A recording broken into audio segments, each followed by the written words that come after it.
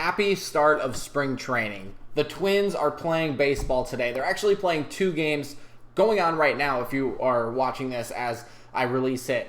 It's a brand new baseball season, and we are so excited to have Twins baseball back. Again, we're going to be talking about it almost every day on this channel, whether it's news, whether it is game recaps, my opinion and thoughts on things. So if you are a Twins fan, if you are an MLB fan, we'll be covering some other news as well. Make sure to leave a like, comment, and subscribe. Love to have you part of the channel. So in this video today, we're going to be talking about my way too early predictions for the 2023 Twins lineup going into spring training. And like I said, I hope this changes to some extent, and we'll talk about that in a little bit, but I think this is a really, really solid lineup. I'll start with that. I think pitching is going to be good. Everything is kind of coming together. It's just going to be, will anybody get traded, for better or for worse, and what will the health and injury kind of outlook, go on as we start spring training and as we go into the season. So this is my way too early prediction based on the knowledge that we have now for opening day. And first, we're going to start with the locks, right? And then I'll go into actually like a lineup to give you guys as well. So I think the locks are, you're going to have Jeffers starting at catcher because he's been with the team a little bit longer than Vasquez, a little bit younger. There's a lot of benefits to having Jeffers start opening day. Plus, he has that catcher-pitcher relationship with a lot of these guys on the team already. I think he's going to be your opening day catcher. That just makes the most sense to me. You go infield, right? We'll go around the diamond. First base, like we talked about yesterday, if you haven't seen that video, go ahead and check that out. 5 players basically could be rotating through first base this year for the Minnesota Twins. I'm going to leave that to last. Second base, I think, is the easiest of the players that are available on the infield. It's going to be Polanco, right? You would think Arise either playing at second or first if he was still on the team, but since they got rid of him, the options are kind of limited. It's either Polanco or it's going to be Royce Lewis, and I just don't see them putting Royce Lewis out there, of course, with his injury from last season and where he's at with all of the rehab and everything with that. That could slow him down at the beginning of the year just a little bit to get him back into the swing of things. Polanco's pretty much your second baseman, especially since they have Correa, who will be your starting opening day shortstop as well. Those 2 guys, I think, are a lock up the middle. Third base is a little bit interesting as well. You do have, Solano, who you just went out and signed. You have Kyle Farmer, 2 guys that they went and picked up this offseason. But I think your opening day third baseman will be Jose Miranda. I think with his shining ability and what he performed last year, even if he starts out slower, I think that he will get back into a rhythm rather quickly. And like I said, I think he really did good work. He's going to find a spot on the field, whether it is at third base, whether it is at first base. He's going to be on the field, but opening day, I think that they would go with Jose Miranda at the third base position. Moving to the outfield, like I said, I'll keep first base for last. This is where things get so dicey, and I could be totally wrong within my lineup and in starting on opening day. Of course, with the trade possibilities and who's going to get sent down to the minors kind of thing, there are so many different options that you could go with. But the one that we know is a lock is Byron Buxton, right? He will be your opening day starter in center field or as the DH, I guess, depending on what you want to do out there. But I'm 99% positive he will be your opening day center fielder. And low-key, high-key, that's probably a good thing. I want to see him out in center field. I do not want to see him just DHing all the time. He's going to start out healthy. It's just how long is he going to last, right? And hopefully it's all season. That would be fantastic. But we know that Byron Buxton is going to carry this team. He is still the life and blood of this team. Now, obviously, with Carlos Correa signing a long-term deal, those 2 guys are going to be great. But Byron Buxton is still the guy on the Twins, and he needs to be out there if they need, if they're going to have a chance to win the game. But he will be your opening day center fielder. Left and right field, again, like I said, this is the 2 toughest parts of it. You have 9 outfielders on the Twins right now. You have Celestino, Gallo, Gordon, Kepler, Kirilloff, Larnach, Michael A. Taylor, and Wallner. You can only fit 2 of them, right? Technically 3, maybe 4, depending on where you put them at first base or shortstop or DH, I mean, not shortstop. I guess if you're Nick Gordon, maybe shortstop. He's playing there today in spring training. But there are two positions for the outfield. I'm going to go with Joey Gallo. Joey Gallo has the power. I want to see how well that shift works right away. They need another power bat in the middle of their lineup, which, again, I'll go through here once I get to the lineup part of it. I think Joey Gallo will be your starting left fielder. I don't know if he plays a lot of right field, but I think that he will play a lot of left field comparatively. And he seems to be the best fit for that, right? Eddie Rosario was the left fielder for a while. Obviously, he got shipped out. They kind of had a rotating door between Larnach and Gordon. So I think bringing in Gallo, he'll fit in well in left field. And in right field, if they still have Kepler, I'm going to put Kepler there just because he's a little bit older, has some more experience, and I think they would have him there opening day if they still have him. Like I said, this is way too early, and he could still get traded in spring training.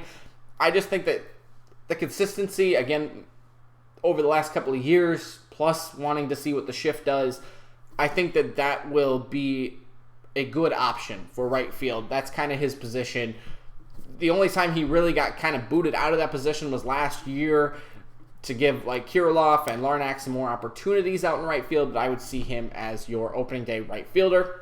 And finally, if we get to the DH spot, again, you're taking an outfielder, I would say. I put Nick Gordon in there as well because he's fast. Like I said yesterday, he can play multiple positions if they want to move him around later in the game with substitutions. I think Nick Gordon is your opening day DH.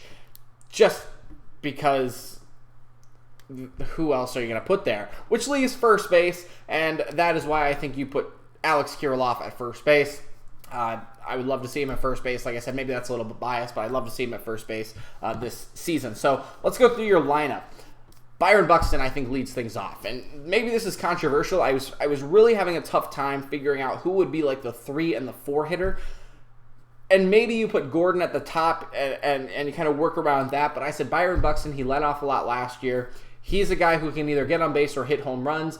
Kind of just depends on what Byron Buxton you get. Is he going to be more of a doubles guy down the line? You want to get him on base for the next guy? Or do you want him just hitting single home runs like he did a lot last year too? So I see him being the number 1, even though I'd love to see him at the 3 or the 4. You're getting him the most at-bats. You're getting one of your best players on the field the most times, right? He's pretty much guaranteed 4 at-bats at least per game. So Byron Buxton in center field leading things off. Second, I think, is going to be Carlos Correa. He batted second a lot last year. I think he really worked well in that situation. Again, he's a guy who can hit for a little bit of power, but didn't hit for a ton of power last year. Was more of a gap-to-gap guy, get on base.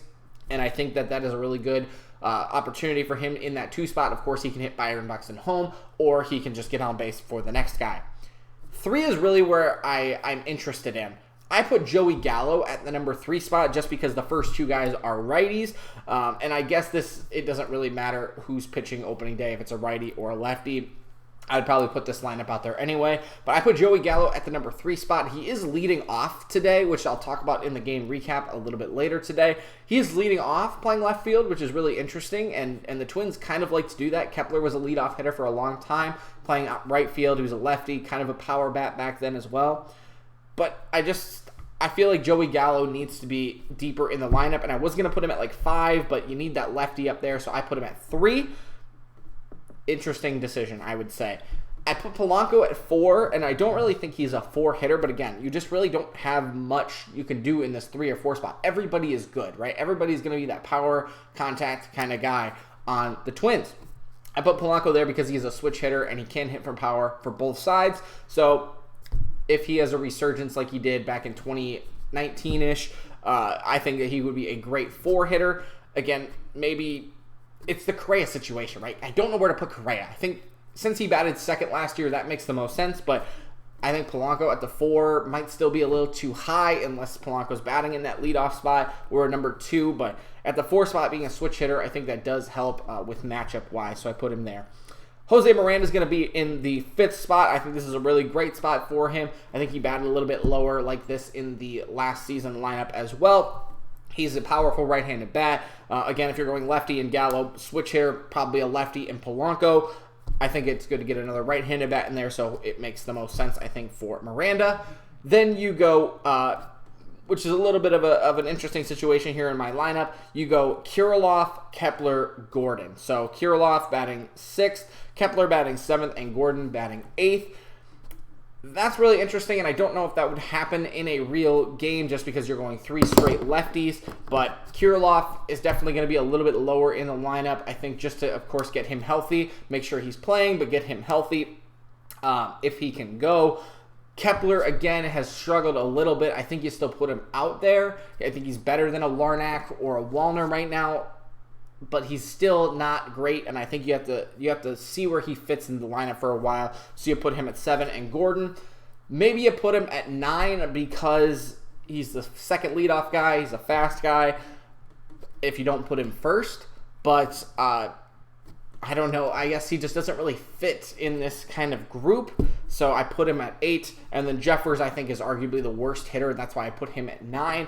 Otherwise, maybe you could switch Gordon and Jeffers because to get the righty-lefty matchups kind of in your favor a little bit more. So that is your lineup. Opening day starter, I would go with Joe Ryan just because that's what they did last year. And I don't think Pablo Lopez is considered your ace. I don't think Sonny Gray is considered your ace. So I would go with Joe Ryan and then go from there. Joe Ryan, Sonny Gray, probably Lopez next. Then you go Tyler, and I think Kenta Maeda is going to be out for a little while longer, but I think he would be your 5. So there you go. That's your lineup. That's your Twins 2023 situation. I'd love to know what you guys think. Again, happy spring training day. I hope you guys have a great day watching 2 Twins games, by the way, today. So thanks for watching. We'll see you next time. Peace out.